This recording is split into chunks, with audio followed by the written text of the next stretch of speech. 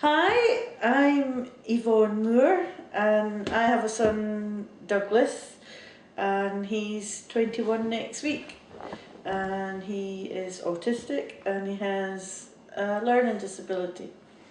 Before I say anything about Douglas, what I'd like to say is happy birthday ACT Now, first year, and what a success.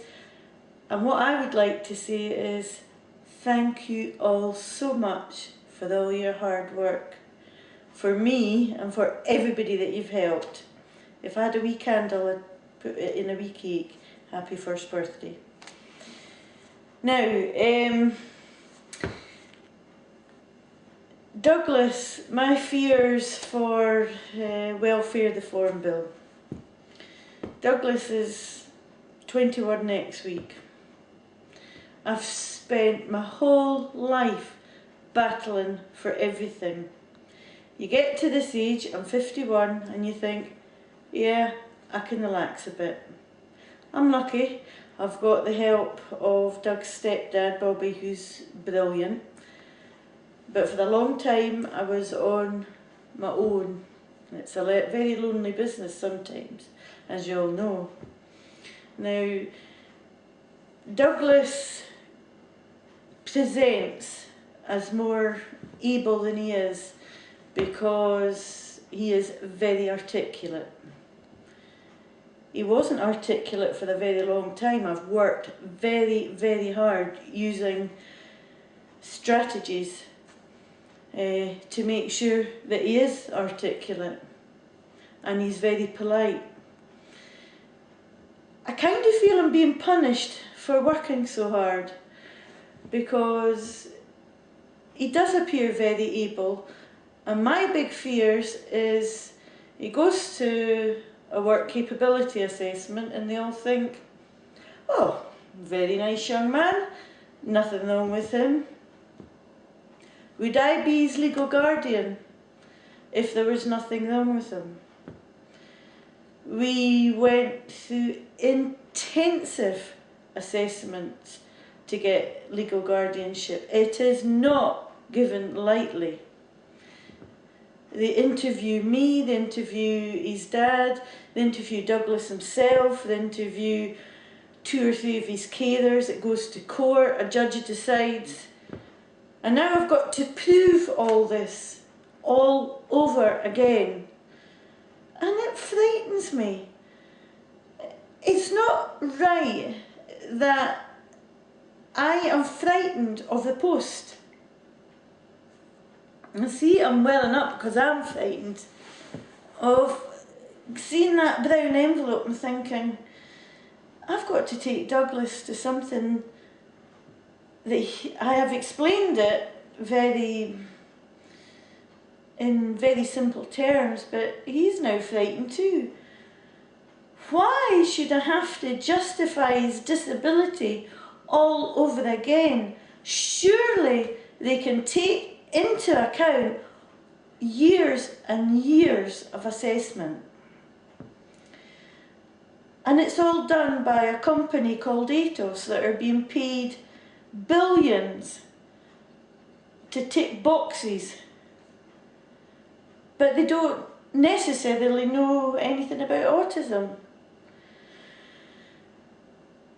Now, it frightens me also because we are utterly dependent on Doug's benefits in order to care for them. If we don't have the Doug's benefits, I don't know what would happen, because that is what keeps us. My husband, his stepdad, has a small pension. It would not be enough to keep us.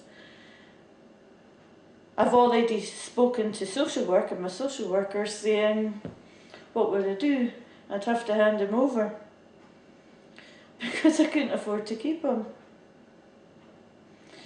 And if anything changes in Doug's life, well, as you all know, they all need routine, structure and stability and don't like change. If anything changes, it would affect him severely, because Doug is absolutely 100% dependent on me. So he has to go to this work capability assessment, and they'll just think he's more able than he is, because they're not asking the right questions, because the assessment is not fit for purpose. Those are my fears. If you had seen Douglas when he was diagnosed, when he was 4, he had no speech, he didn't see children as children, he saw them as inanimate objects to clamber over. He had no play because he had no imagination. He just destroyed and had tantrums all the time. Using methods, he eventually got speech, but he didn't use it appropriately. He used to quote chunks of video to people, and that was his way of interacting. What people don't understand, of course you all do, but what people don't know anything about autism is that he's very articulate, but that doesn't mean he can communicate. Talking is not the same as communicating. So that's why I would like to thank ACT Now for everything that they have done and everything they're going to do, because we couldn't do it on our own. And what can I say? I feel supported. I feel there's people behind me. I don't feel so alone. Thanks very much, ACT Now.